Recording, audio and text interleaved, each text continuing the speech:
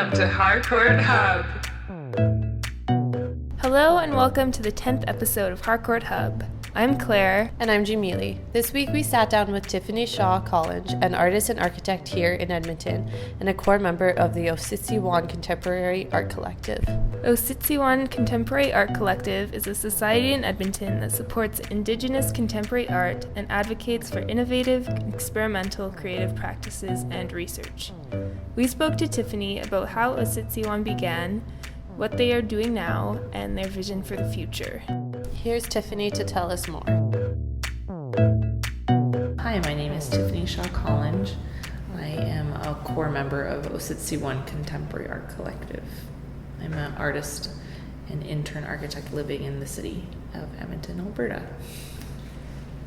So how did you start as an artist or as an architect? So when I was little, I said I was either going to be an artist, an architect, or in film. And as I got older, I didn't think I was smart enough to be an architect, so I tried to be an artist. And that's how it started. And then I really loved doing my BFA, and then I think I just got more confidence to really move into another field. When I worked at Scott Gallery in the city, I had really good mentorship there with my employer. And then I moved into architecture, and so now I try and navigate in between both worlds. And so you're part of the Ociciwan Collective? Yeah, so everyone wants to always know how to say it. Yeah. So the way that I pronounce it is Ociciwan, and you'll always hear varying degrees of that pronunciation, but it's a Cree word, and it means the current comes from there. And we really wanted to reflect on the North Saskatchewan River. It's an area of confluence that brings a lot of people here. So we're thinking historically as well as present and future, and how that engagement happens with the current. We are now a society, so we're technically a Ociciwan Contemporary Art Collective Society, but we like to talk about ourselves in terms of a membership and a collective. How and why did the collective start? There was this barrage of invitations to come and just talk about the climate and the temperature in the city, about what artist space could look like, or an artist-run gallery could look like for Indigenous people, and if that could happen, if now is the time. And those lunches turned into dinners, and then more people were invited, and more people kept showing up, and it seemed like it was possible for a group to form and to continue these ideas. And so in January of 2015, we officially created Ociciwan and gave it the name a few months later, and we sort of finished off those dinners or those engagements with the community, and then just started off programming and applying for grants through the year of 2015. So that's how that happened. Yeah. So what are some of the issues or barriers that Indigenous artists face? Yeah, that's a really good question, and I think it's a little complicated. It's not a simple answer. If everyone you ask will be different in their response. I think that those original conversations were about that very question, and I think on the whole, what I could say is that the delegation of grants and commissions is less for Indigenous artists. The opportunities is less in this province and in this country, and we felt that strongly in the beginning of our meetings. We also felt that a lot of artists, because of that lack of opportunity, moved away from the city because there was no support for them here. So then that mentorship was a bit of a gap as well. There is a rich history of artists working in the city, but never able to keep too many artists at one time. So there's always this sort of difference in how much support you get through that. And then the granting bodies, it can be difficult for Indigenous artists to, say, fill out a government form for funding. That can possibly cause a lot of difficulty and confusion for some groups. There's a lot of different types of arts groups that are Indigenous in the city. So there are those barriers, but then there's also the barrier of getting rejected. And so if one person gets rejected, a whole group of artists could feel that rejection. And then there's also the idea that mentorship, which is something that we're trying to work through or work with in our collective, is a real key component, community collaboration. And we felt that Indigenous artists were, when they identify, which is another hot topic, they weren't getting that mentorship support from granting bodies or from other groups because there was this threat of not succeeding. Because I know some Indigenous artists have even tried to have a space at Harcourt House too, actually, and that they have not been successful. And then when they were called out on that type of behavior, I think they did not respond very well, and then there was no solution. So I think even from a Harcourt perspective, Indigenous artists have not felt supported, and I think that's a current issue that Harcourt needs to deal with today, for example. So it is a complicated question, but I think on the whole what we can say though is that there is not a lot of opportunities, and I do see that changing. The Edmonton Arts Council seems to have put a lot of work in this year to really try and support that gap. I think they did a report over the last 2 years, and so sometimes I attend some of the meetings that they talk about, and I'm really surprisingly excited when I hear some of the things that they say and the way that they mentor or try to reach out to community involving the Indigenous community. I think they're starting to make those steps. I don't think a lot of organizations are, but I think they are one of them in the city. So could you tell us a little more about how the collective is addressing these issues? Yeah, so I think it's a multi-level conversation, which we're still working on because we've only been around for just over a year and a half. So we have some, roots, but it will take a little time for all of our ideas to come out together. So one of the things that we're looking at is mentorship. We do that through some of our programming. Senior artists with young artists, and then we recently were able to actually hire someone, so we've been able to provide a new vocation opportunity for someone in the community to be paid and to work within an arts organization, and so we're looking forward to expanding that to having more employment with our organization, so that Indigenous artists can work within a model that they feel supported, and then also within an organizational structure that is a little less formalized than maybe some other societies that works more off of Indigenous models. And we also want to provide opportunities for contemporary artists in general, relating to Indigenous matters.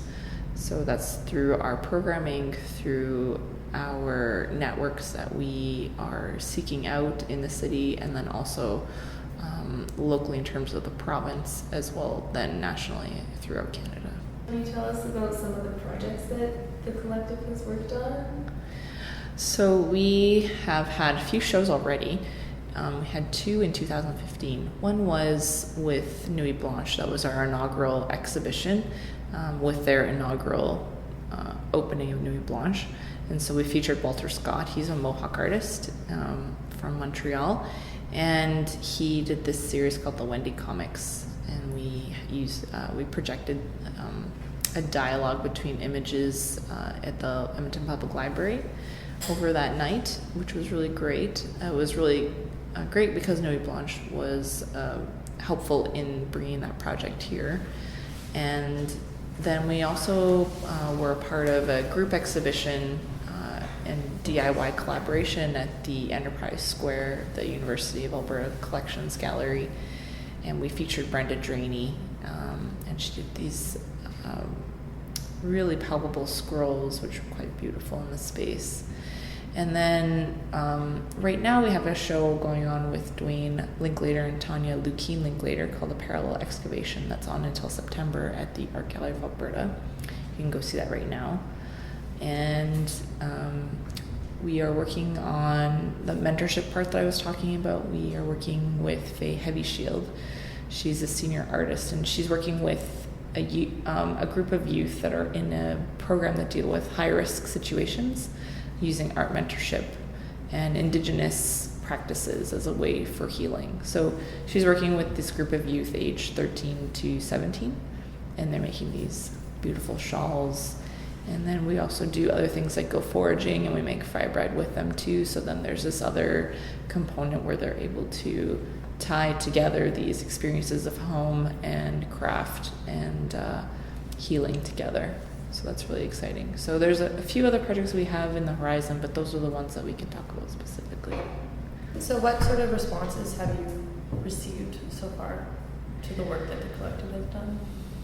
Well, the types of shows that I just described, they're all very different. None of them are really the same. Wendy Comics is a comic book that we projected.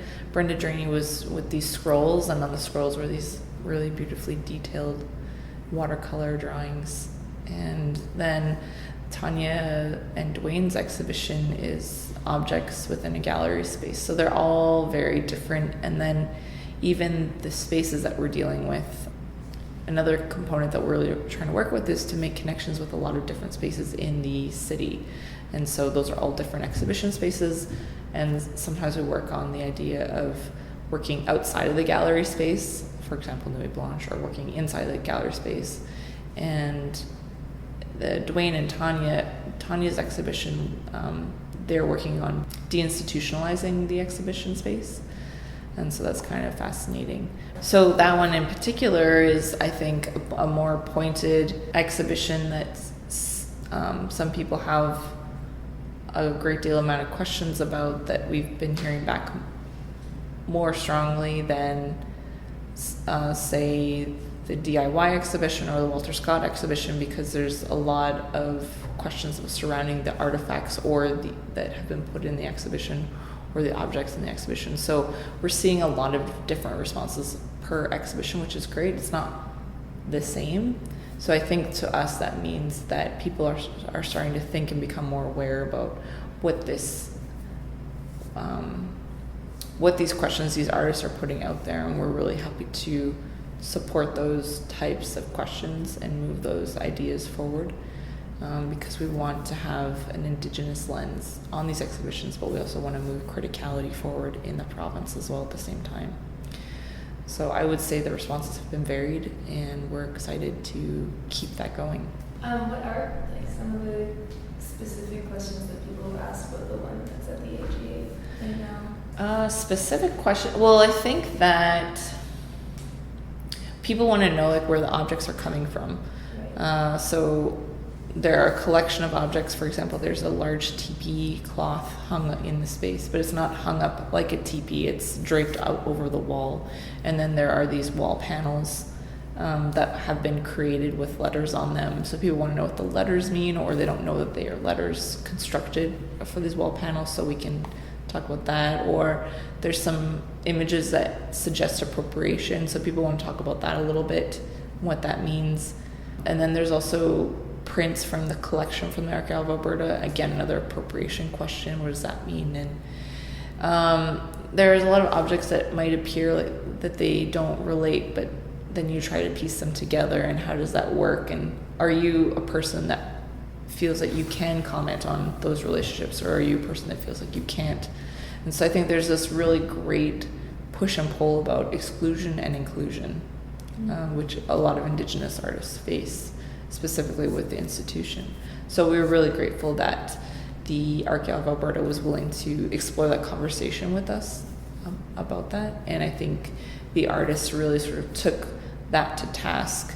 And so when people do ask questions, they are more really interested in what the objects mean, so that they have a point of entry.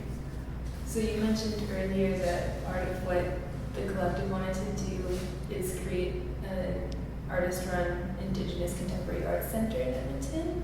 Is that coming into fruition yet? How's that going? It's still very much a part of our goal. It is something that we're working towards. There have been a lot of art space closing as of lately. That is an ongoing battle in the city, as we realize, but there was just very recently a thrush of spaces closing, and so that's very much something we feel driven to do, to move forward with, because we feel that it's a necessary way to support artists, or it's necessary to support Indigenous artists. And so if we can push through and look at the models that existed, and maybe there's some things that we need to do to like change the model so that it works a little bit better on an Indigenous note, or just even surviving in the city. Those are all very exciting questions to us. So I don't have we don't have a specific date that we're opening or anything like that, but it is something that we talk about a lot, and that we have a retreat every year.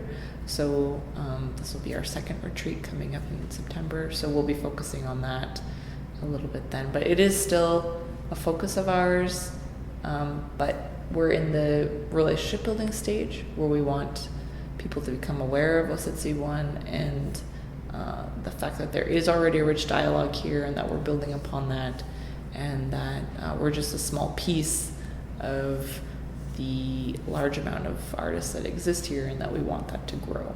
So I was reading a little bit about Edmonton's plans for an Indigenous art park. Yeah. Could you talk a little bit about that and how you're involved?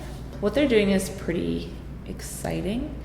I was named one of the 6 Indigenous artists that were selected for creating an artwork at the art park, and that will be opening in 2018.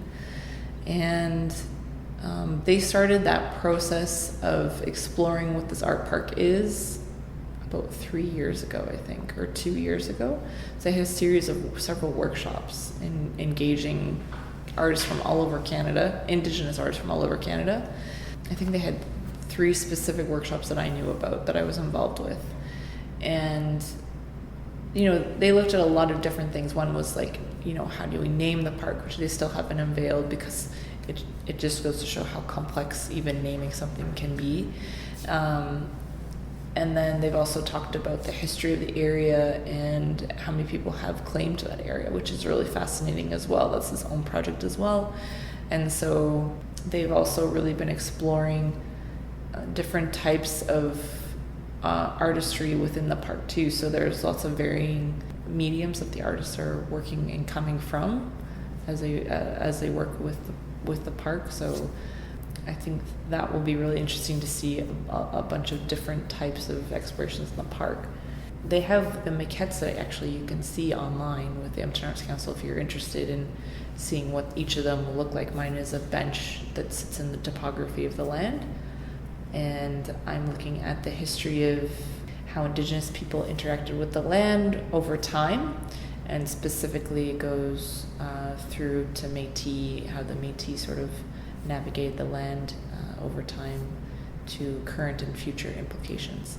So I'm looking at, how do people work with wood during the fort era? What were people collecting in pre-settler times? And, what have we been finding that is revealing itself, and how does time affect those materials? And then I'm also looking at, the contemporary context within the lifetime from my great-grandmother to now, and what was she working with, and what was I dealing with today, and how does that come together? And then I'm also asking questions about the future of Métis people, and where are they going? Because I feel that people are always talking about the past, and I'm starting to be more interested in the future. I think the past has been covered and is important, and now where are we going from here?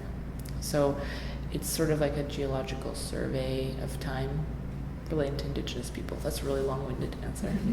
So one question that we always ask people is, what do you think is unique about Edmonton's art scene? And what would you like to change about it? Okay, so like a positive and a negative kind of question. Yeah. So I'm from Edmonton. I was born in Calgary, but I grew up in Edmonton for the most part. And usually so sometimes I get a little tired of the scene and then I move away. And so I lived in Los Angeles most recently for almost 5 years. And I think what I really recognized about Edmonton that I missed when I wasn't there was the sense of community. I felt like I could really make a difference. I felt like I could make an impact very quickly, whereas in Los Angeles I could do that as well, but I felt like it wouldn't have meant the same. Or it was not as easy to do. So I feel like resources are actually, on a Canadian scale, much easier to source. And if with a little bit of creativity, you can get even more. So, I do think it's hard to be an artist, but when I was living in Los Angeles, I saw that there's actually more opportunity in Canada than there was in the States. And so I was excited to explore that living back in Edmonton. Also, I feel like people really allow you just to kind of do what you want here. If you just kind of push through, they eventually just let you do what you want, which is what I've always experienced. So like with the apartment show that I did in 2007, and the office show in 2009, I really just felt like it was something that I did the office show with two other curators, Robert Harper and Aspen Zettel, and we just sort of had this idea, and we were able to fill the space with 40 artists over a weekend, and like 500 people came, and we actually raised money that we could donate. That came together very quickly. And then when I did the office show again, it was another show that could happen. Funding is a different question. I don't think everyone really gets a lot of funding, but I think opportunity is there. So I would say that the other coin is getting the funding to do the projects properly is the problem, I think, in this city. Not just from an Indigenous lens, but a whole other factors too. And space, I think, is a problem in this city. It's so spread out. It's really hard for artists to afford equitable space here. And I think, especially from an Indigenous perspective, it's even more highlighted, more so. So I think the city could really get its act together on that level with space. Because I think once there is more creative space happening here and more inclusion, which Harcourt is a part of that, most certainly, then I think more interesting things can be happening here. But it's definitely on its way. I know artist studios, everyone mentions artist studios, like the lack of artist studios. It's really frightening. Yeah. We don't talk about artist studios we just say an artist-run center, but wouldn't that be amazing if we had artist studios too as well, or collaborative space? And I see a lot of artists work on collaborative space in the city here, and then it goes away because like I said, funding opportunity just isn't there. Yeah. And so, what is that question? Why is that funding not there? Is it just a lack of knowledge, or a lack of support from those who can, or a lack of information? Like there's not one answer, but it is a frightening, very real threat to artists and the entrepreneurial spirit of being an artist, which is hard. So space, yeah. But it's funny though, because we're in a climate where there is so much space.